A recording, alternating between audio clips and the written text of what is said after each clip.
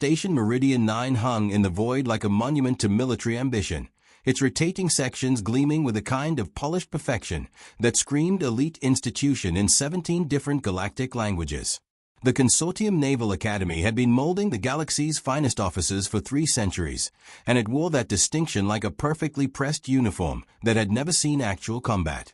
The Academy's reputation preceded it across 47 star systems, which was convenient since its graduates generally preferred their reputations to arrive before they did. It made the inevitable disappointment when people met them in person slightly less awkward. The station's architecture defied several engineering principles that lesser institutions still bothered teaching, with gravity wells that flowed in artistic spirals and corridor systems that existed in more dimensions than most species could comfortably perceive. In the depths of Meridian 9's command section, the Advanced Stellar Navigation and Combat Command classroom buzzed with the nervous energy of final examinations.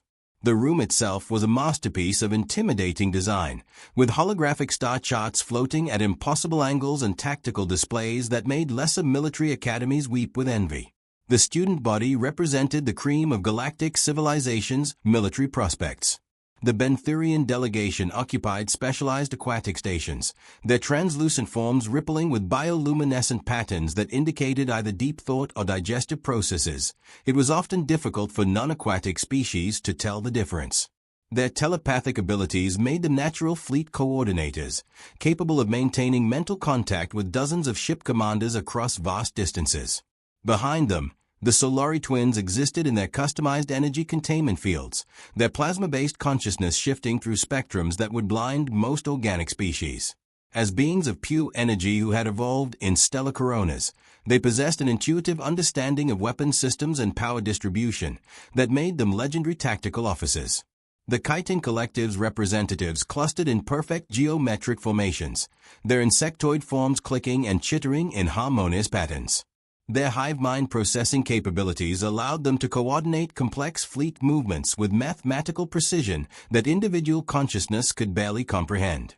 And then there was Captain Cadet Lydia Cross. She sat at a standard human-compatible workstation, looking about as remarkable as lukewarm coffee on a Monday morning. While her classmates resembled the collective fever dreams of military recruitment posters, Lydia possessed the distinctly underwhelming appearance of someone who might remind you to file your paperwork on time. Her auburn hair was pulled back in regulation military fashion, and she wore the standard academy uniform without any of the species-specific modifications that other cadets typically added. No bioluminescent rank indicators, no energy phase insignia, no hive coordination interfaces. Just fabric, pressed to regulation standards and maintained with a kind of meticulous care that suggested either military discipline or an unhealthy obsession with lint rollers. Instructor Battlemaster ZY SCI-FI swept into the classroom with a kind of dramatic entrance that only a being with 8 independently articulated crystalline arms could achieve. Each appendage manipulated different holographic controls simultaneously, adjusting tactical displays, environmental systems, and somehow managing to convey military superiority all at once. The crystal-based beings for C-TED refracted the room's lighting into prismatic displays that would have been beautiful if they weren't so obviously calculated for intimidation effect. Advanced Stellar Navigation and Combat Command, ZY SCI-FI announced, his voice resonating through harmonic crystal chambers that made every word sound like it came with built-in authority, represents the pinnacle of military evolution. Each species contributes unique tactical methodologies based on their inherent biological advantages. A crystalline appendage gestured toward the Benthyrian stations. Telepathic fleet coordination and pressure adaptation strategies.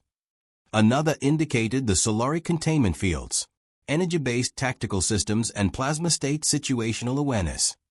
The Chitin Collective received a respectful nod. Hive mind processing and mathematical precision in complex coordination. Then, with theatrical timing that would make drama instructors weep with envy, all 8 arms slowly rotated toward Lydia. And of course, we have our terrestrial naval perspective. The pause before terrestrial naval perspective carried the weight of 3 centuries of military tradition, all of which apparently found humanity's contribution to be charming in the way that children's drawings are charming, technically recognizable as art, but not something you'd hang in a serious gallery. Several students made sounds that, while species-specific and largely untranslatable, clearly indicated barely restrained amusement. The Benthyrian's bioluminescent patterns shifted to frequencies that any xenolinguist would recognize as aquatic laughter. The Solari twins pulsed in synchronized patterns that roughly translated to stellar-scale snickering. Lydia, for her part, displayed the emotional engagement of someone reading ingredient lists on cereal boxes.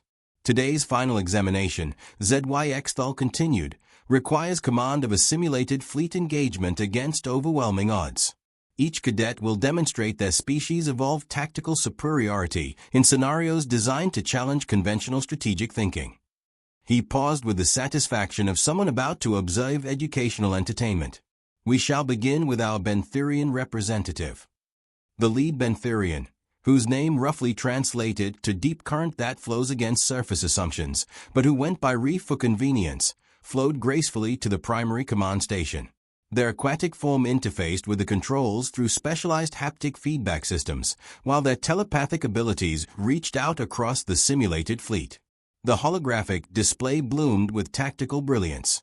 Reef coordinated 17 different ship classes through pure mental connection, adapting pressure tactics that treated space like an ocean with complex currents and depth charges. Enemy formations found themselves outmaneuvered by strategies that accounted for three-dimensional thinking in ways that most species approached two-dimensionally. The Benthyrian fleet moved like schools of predatory fish, striking from unexpected angles and retreating before retaliation could be organized. The class watched with appropriate appreciation for superior tactical evolution. Next came the Solari demonstration. Corona, whose actual name was an unpronounceable sequence of electromagnetic frequencies, flowed from their containment field into direct interface with the ship's energy systems. As beings who had evolved in stellar plasma, they understood power distribution and weapons coordination at levels that made other species' efforts look like children playing with flashlights. The holographic fleet blazed with coordinated energy strikes. Corona manipulated plasma flow and energy redistribution across dozens of ships simultaneously, turning the entire fleet into a single coherent weapon system.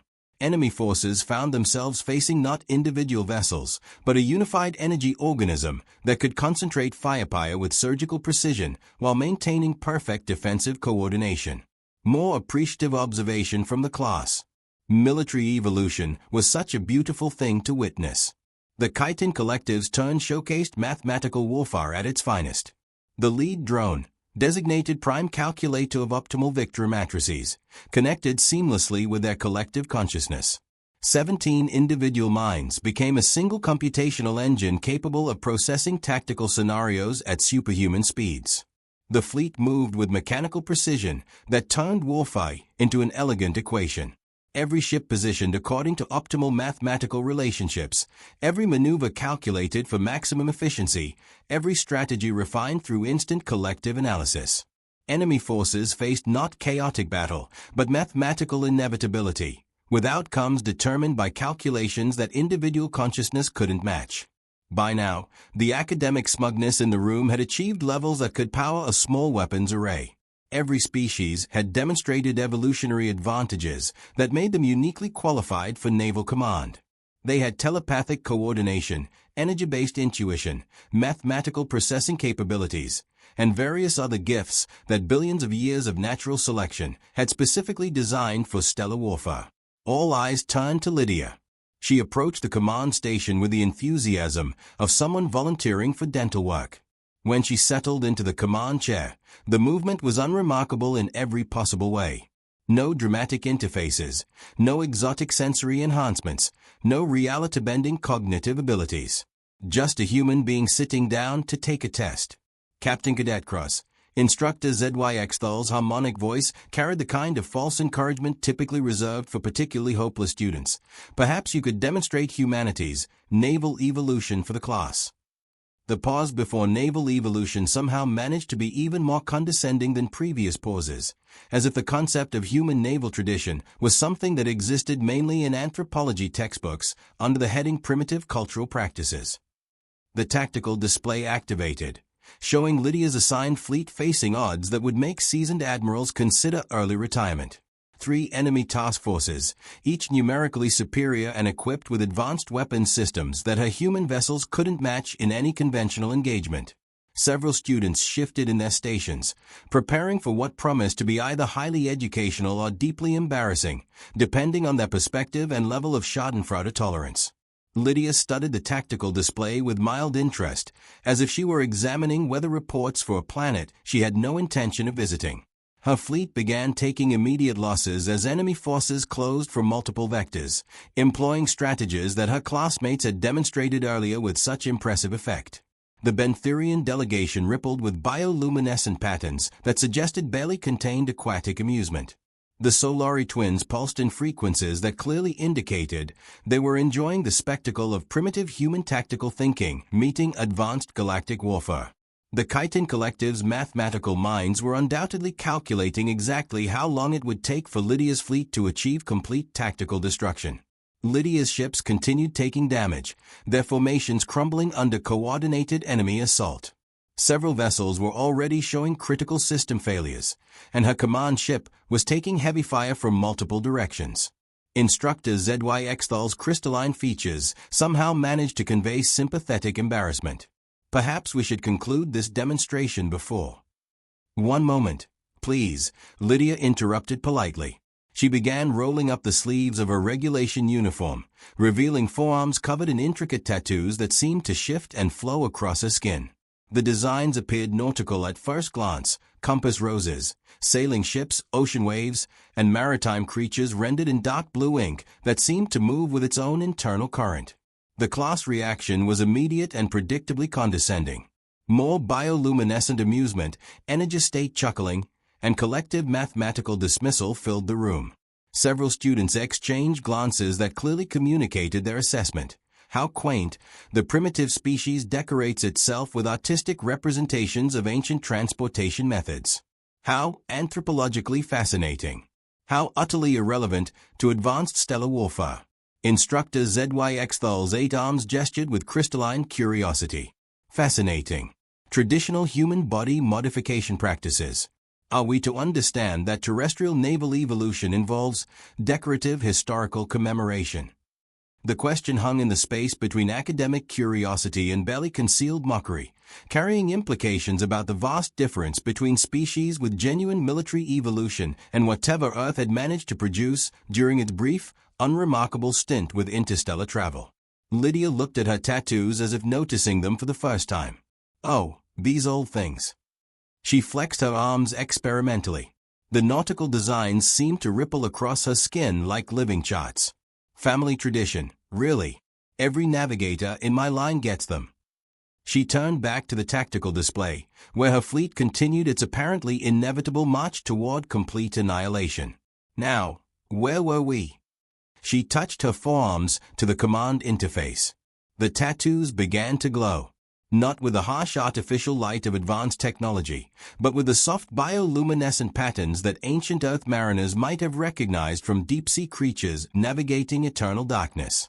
The compass roses rotated, the sailing ships moved across her skin like living vessels, and the ocean waves flowed with tidal mathematics that seemed to pulse in rhythm with some cosmic current. Suddenly, Lydia's fleet stopped behaving like a collection of individual vessels and started moving like something that understood the true nature of stellar navigation. The holographic display showed impossible maneuvers. Ships that had been taking concentrated fire suddenly weren't where enemy weapons expected them to be. Formations that should have been destroyed by mathematical certainty instead flowed around attacks like water around stones. The human fleet began moving through three-dimensional space with a kind of intuitive grace that suggested they were navigating familiar currents rather than empty void. The classroom fell silent with the particular quality of quiet that occurs when established reality takes an unexpected vacation. Lydia's fleet regrouped using tactics that violated several fundamental assumptions about stellar warfare. Instead of treating space as an empty battlefield, her ships moved as if they were navigating invisible currents and celestial tide patterns that only they could perceive. Enemy formations found themselves outmaneuvered by strategies that accounted for gravitational flows, stellar wind patterns, and navigation principles that predated galactic civilization. The thing about human naval tradition, Lydia said conversationally, as her fleet executed a maneuver that used a nearby star's gravity well like an ocean current, is that we learn to navigate by reading patterns that most species never think to look for. Her tattoos pulsed brighter. Enemy ships that had been closing for kill shots suddenly found themselves caught in perfectly coordinated crossfires, as Lydia's vessels used celestial mechanics like experienced sailors using wind and tide. Earth's oceans taught us that water isn't empty space. It's full of currents, pressure systems, temperature gradients, and invisible highways that connect everything to everything else. She gestured at the tactical display, where her fleet was systematically dismantling superior forces through navigation that treated the cosmos like a vast, three-dimensional ocean. Turns out, space works pretty much the same way, if you know how to read the signs. The patterns on her arms pulsed in rhythm with her fleet's movements. Ships that should have been overwhelmed by superior numbers instead moved through enemy formations like experienced navigators reading familiar charts, using gravitational currents and stellar phenomena as naturally as ancient mariners had used wind patterns and tidal flows. Instructor HFY SCI-FI's crystalline form had gone completely still, which for his species was roughly equivalent to a human forgetting how to breathe. The Benthyrian delegation had lost all bioluminescent activity, a stress response that occurred when their aquatic minds encountered concepts that didn't fit into their carefully organized understanding of naval warfare. The Solari twins had dimmed to barely visible energy levels, while the Chitin collective's mathematical processing had apparently encountered a divide by zero error. You see, Lydia continued, as her fleet completed a maneuver that used 3 different gravity wells to slingshot around the enemy's main formation, these tattoos aren't just decorative. They are living star charts, passed down through generations of human navigators. Each pattern represents stellar currents, gravitational flows, and navigation routes that our ancestors mapped over thousands of years of deep space exploration. She touched a compass rose on her left arm, which spun to indicate a heading that existed in more dimensions than the tactical display could properly show. Every symbol is quantum encoded with navigation data from Earth's greatest explorers. The whales represent long-range migration patterns adapted for interstellar travel. The ships show historical routes that account for stellar drift over geological time periods. The waves map gravitational currents that most species never learn to read. Her fleet, now operating with navigation precision that made their earlier losses seem like deliberate misdirection, had completely reversed the tactical situation. Enemy forces that had been confidently closing for victory found themselves trapped in a carefully orchestrated net of coordinated strikes and impossible positioning. Of course, Lydia added with a smile that could best be described as professionally innocent, most species assume they're just primitive cultural artwork. We've found that assumption tactically advantageous in naval engagements. The silence in the classroom had evolved beyond mere quiet into the kind of existential vacuum usually associated with the moment when fundamental assumptions about reality require emergency maintenance. The tactical display showed the completion of Lydia's victory through navigation strategies that turned the entire battlefield into a 3-dimensional chess game played by someone who understood rules that the opposition didn't know existed. Her human fleet had systematically dismantled numerically superior forces using tactics that treated space warfare as an extension of ancient maritime tradition rather than modern military science. Instructor HFY SCI-FI's harmonic voice carried frequencies that suggested his crystalline mind was attempting to process concepts that didn't fit into established military theory. You're saying that human naval evolution involved encoding interstellar navigation capabilities into traditional body art? Well, Lydia said, rolling her sleeves back down with the same casual manner she'd revealed them, we prefer to think of it as keeping family traditions alive. The navigation charts have cultural significance, the quantum encoding provides practical applications, and the false assumptions they generate serve as strategic camouflage during fleet engagements. She glanced around the room at her classmates, who were staring at her with expressions that ranged from stunned respect to carefully concealed terror. Plus, they're a great conversation starter at shore leave parties. The classroom erupted into the kind of chaos that occurs when multiple species simultaneously realize they need to fundamentally reconsider their understanding of human capabilities, naval warfare, and the reliability of obvious conclusions about primitive cultural practices. Benthyrian bioluminescence flickered in rapid-fire patterns that suggested urgent tactical recalculation. The Solari twins pulsed between energy states so quickly they resembled a binary star system having an identity crisis.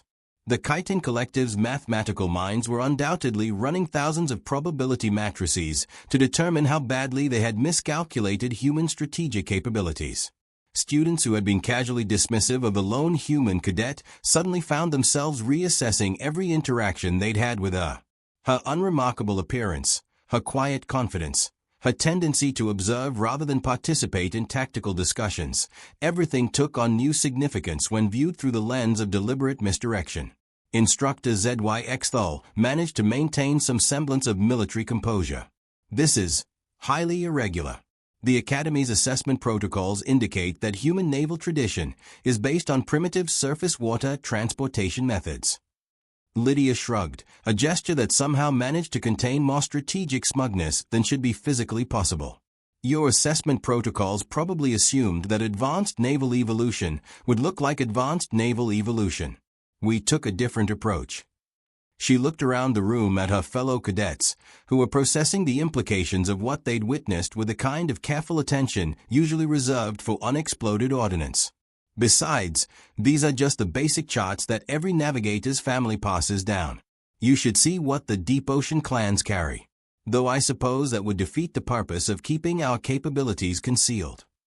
The implications of her statement rippled through the classroom like gravitational waves from a collapsing star. If Lydia represented humanity's basic naval capability level, what exactly did their advanced navigation look like? Reef, the Benthyrian student, finally found his voice through harmonics that vibrated with confusion. The Academy's xenological surveys indicated that humans developed space travel only recently, with limited navigational sophistication. Oh, that's true, Lydia agreed cheerfully. We've only been playing with faster-than-light travel for about a century now. But we've been mapping stellar currents and gravitational flows for much longer than most species realize. She smiled again, the expression somehow managing to be both friendly and deeply unsettling. We're very good at making advanced navigation look like traditional culture. It's something of a family specialty. Corona, one of the Solari twins, pulsed with energy frequencies that suggested computational distress. Are you suggesting that humanity's apparent technological limitations are intentional misdirection? Not entirely, Lydia said. We really are newcomers to galactic civilization. But we've been navigating by stellar patterns since before most current species achieved spaceflight. Earth's oceans were just practice for the real thing. She gestured at the tactical display, where the results of her demonstration still glowed with evidence of impossible victory. When you spend millennia learning to read invisible currents and navigate by patterns that other species can't perceive, space warfare becomes an extension of skills you already possess. Prime calculator of optimal victory matrices, speaking for the Chitin Collective, vocalized through mathematical harmonics that suggested systematic recalculation of fundamental assumptions. You're saying that human naval tradition deliberately appears more primitive than it actually is. It's worked pretty well so far, Lydia replied. Most species focus on obvious capabilities, energy projection, telepathic coordination, mathematical processing. Very impressive, very visible, very easy to assess and categorize. Meanwhile, we've been quietly developing navigation techniques that nobody thinks to evaluate because they look like traditional cultural practices. She gestured around the classroom. Take this academy, for instance.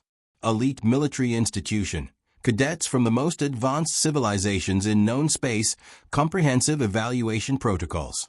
And yet somehow, a human with primitive naval traditions just demonstrated navigation capabilities that none of your assessment systems detected. The implications settled over the room like cosmic background radiation, invisible until you knew how to look for it, then impossible to ignore once detected. Instructor ZYX's crystalline voice carried harmonics that might have been respect, if respect could be mixed with professional uncertainty and a healthy dose of strategic concern.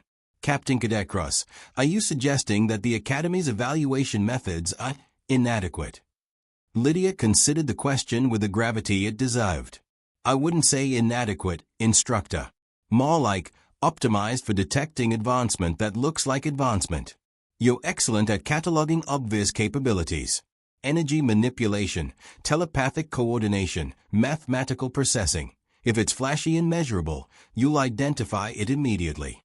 She paused, looking around the room at her classmates with something that might have been sympathy. But you're not really equipped to detect advancement that's designed to look like something else entirely. And honestly, why would you be? Most species develop capabilities that build obviously on their natural advantages. It makes sense that your evaluation methods would reflect those assumptions. Prime Calculator's mathematical voice carried computational confusion. But why would any species deliberately conceal their navigational capabilities? The question seemed to amuse Lydia. Strategic advantage, mostly. When everyone assumes your naval tradition is primitive, they tend to underestimate your fleet capabilities. Makes diplomatic negotiations more favorable, reduces the likelihood of preemptive military strikes, and ensures that when naval conflicts do arise, you're facing opponents who have planned for engaging someone much less capable than you actually are.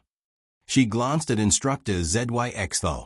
Plus, it's useful for intelligence gathering. Amazing what people will discuss around someone they consider technologically inferior.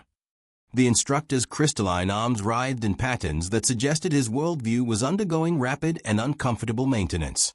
Are you implying that humanity's presence at this academy serves intelligence-gathering purposes?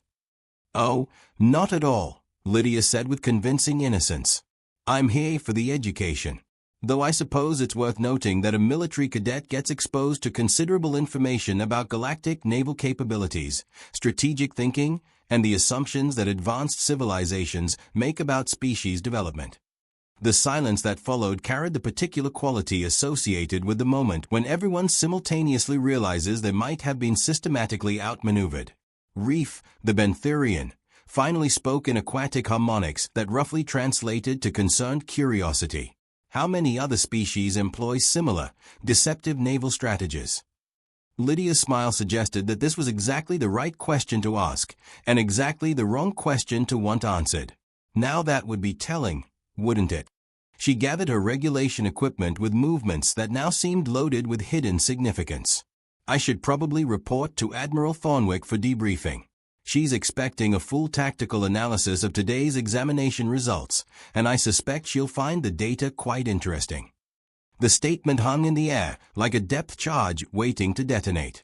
As Lydia headed toward the exit, every pair of eyes in the classroom tracked her movement. Her standard military uniform, regulation bearing, and basic human appearance now seemed less like evidence of primitive development, and more like the most sophisticated camouflage system any of them had witnessed. Just before reaching the door, she turned back toward the class. Oh, one more thing. If anyone's curious about human naval tradition, you might want to research our historical approach to asymmetric warfare. Turns out, when you're consistently outmatched by superior forces, you get very creative about finding advantages that nobody expects. She paused thoughtfully, though I suppose that's just another example of primitive problem-solving methods. With that, she left, the door closing behind her with a soft sound that somehow managed to echo like sonar in the stunned silence of the classroom. Instructor ZY-FI looked around at his students, all of whom sat motionless as their respective species' cognitive processes attempted to reorganize fundamental assumptions about human capabilities, naval warfare, and the reliability of obvious conclusions about cultural traditions. After a long moment, Corona spoke in energy frequencies so low they barely registered on detection equipment. Instructor, how many human cadets are currently enrolled at the academy? ZY-FI's crystalline appendages consulted his class roster with movements that suggested reluctance to discover certain information. 23, he said finally, across various naval specializations. The implication settled over the room, like the understanding that the map they'd been using to navigate galactic military capabilities might have been drawn by cartographers with a very different sense of direction than anyone had assumed. Reef's bioluminescent patterns pulsed with urgent concern. Instructor, I recommend immediate revision of species naval assessment protocols. Agreed, ZY-FI replied, though his harmonic tone suggested someone who had just realized that the ocean he'd been sailing might be considerably deeper and more complex than his charts had indicated. As the class filed out in contemplative silence, each student lost in thoughts about assumption, deception, and the possibility that the galaxy's most primitive naval tradition might actually be playing a strategic game with rules that nobody else had learned to read yet. Instructor ZY remained alone in the empty classroom. He stared at the tactical display, where the results of Lydia's demonstration still glowed with evidence of navigation capabilities that his instruments hadn't detected and his protocols hadn't anticipated. After a moment, he activated his personal communication device. Naval Intelligence, this is Battlemaster ZY. I need to schedule an emergency review of our human capability assessments. It appears we may have some significant gaps in our evaluation protocols. He paused, crystalline features reflecting light in patterns that suggested deep contemplation. Also, I'm going to need detailed files on every human cadet currently enrolled at the Academy. All of them. And perhaps we should review our information security protocols as well, just to be safe. Outside, Lydia walked through Station Meridian 9's corridors toward her next assignment, regulation uniform pressed to military standards, looking for all the galaxy like exactly what she appeared to be, a competent human naval cadet receiving advanced training. Which, when you considered it carefully, was probably the most sophisticated deception of all. After all, the best way to navigate uncharted waters is to appear to be exactly what everyone expects you to be, while being something completely different beneath the surface. It's a skill that takes generations to master, but once perfected, it provides advantages that more obviously advanced civilizations can barely fathom. The galaxy, it seemed, still had much to learn about the dangers of judging naval capabilities by surface appearances. And humanity, as always, was happy to provide educational opportunities for those willing to dive deeper than conventional wisdom suggested was necessary. Some currents, after all, run much deeper than they appear from the surface.